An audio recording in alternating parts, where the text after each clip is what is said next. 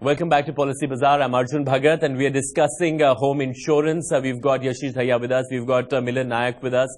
And, Yashish, tell me what are the broad contours? What does a person need to keep in mind when they are opting for home insurance? Okay. I think the most important thing is you first need to figure out that what are you getting covered? The building and the contents, right? When you look at building, remember what the insurance will pay for is the reinstatement.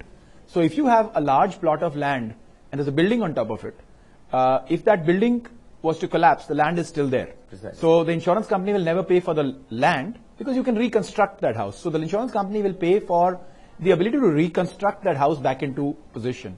If you obviously have an apartment block, then it's more clear because that apartment block would disappear if it was to, and it'll have to be rebuilt.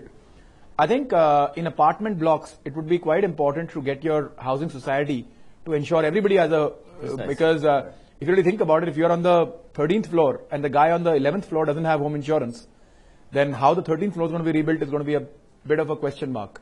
So, of course, there are going to be some things that can be done there, but you would not be kind of able to take very good advantage of that. So, one needs to think about those matters. Of course, when you've got contents, one needs to there are classes that these contents are broken into. And I think one needs to very specifically can potentially declare each class, how much they want to cover under each class and get the coverage price for that. In terms of overall pricing for this product, typically a 1 lakh rupee cover costs about 50 rupees a year. So if you have a 10 lakh cover, it'll cost 500 rupees. If you have a 1 crore cover, it'll cost about 5,000 rupees, which is roughly about 400 rupees per month. I see it very oddly, people pay that kind of money for the security guard in the compound. And a large part of that security guard's job is to make sure the thieves don't come. Some part of it at least. Right. And here if the thieves come, it's okay. If the thieves come, you're still covered. You don't have to fight with the thieves and all those things which, ideally are not recommended anyway. So, I think, it's a decent cover to take. It's not very expensive.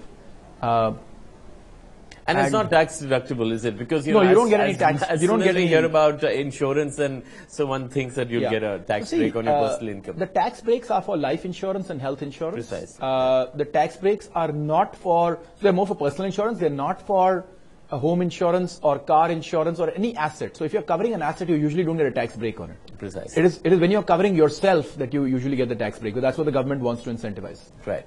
Right. Milan, what about the claim process? People feel that it's going to be cumbersome. They're probably not going to get the claim that they're looking at. So they're apprehensive about taking an insurance cover like this. Sure. So I think, not necessarily only related to home insurance. I think insurance is a subject overall. A big reason why we see a lot of customer dissonance is largely due to education.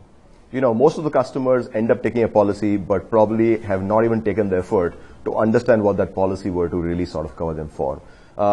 Simple things like, when we did some couple of research, we also figured out motor insurance, which is mandatory, almost 30% of the customers did not know which insurance company they've insured with.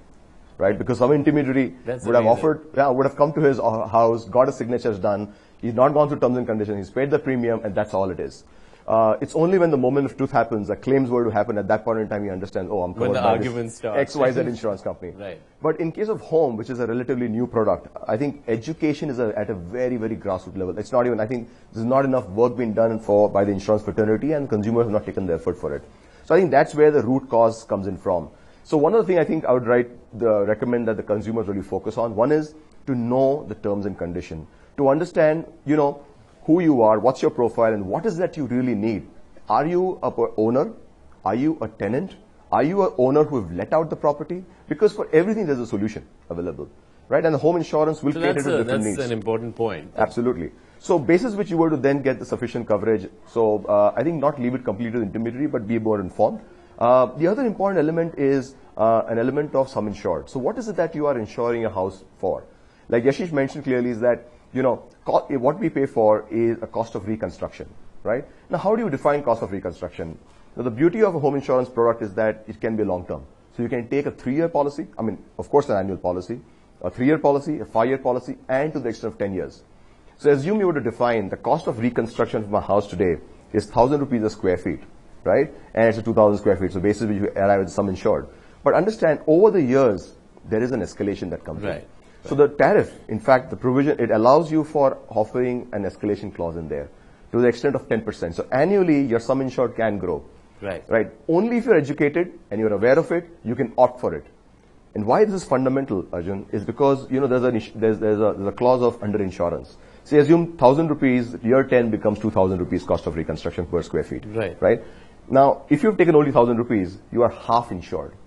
So that's what you call. So even if you were to, your whole house would get gutted, right? So that's the due diligence part where you actually sit down, take 5 minutes out and say, okay, this is how I'm going to plan this part. But at that point in time, you'll get paid only half the amount. But there'll be a customer dissonance because he did not really pay the heed to the fact that you could have built in an escalation clause.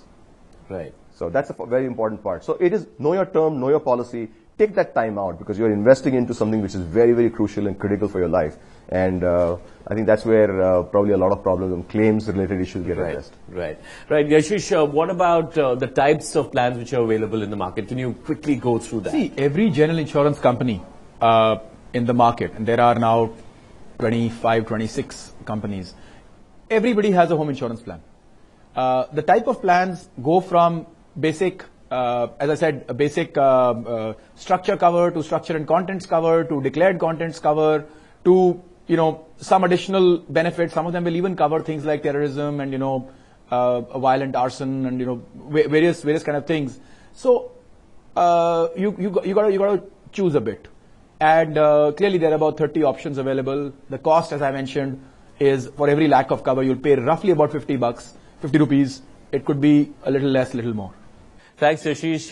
Thanks, Milan, for joining us on this show. That's all the time that we have on this episode of Policy Bazaar. But in the previous episode, we asked you what is the lock-in period for investing in ULIPs. Now, the correct answer is 5 years. That's 5 years with an option to withdraw. And congratulations to Sova Rani. You won a gift voucher of rupees 1,000. And it's now time for you to take our weekly quiz and answer this very simple question and win some exciting rewards. And the question is, does home insurance impact tax saving?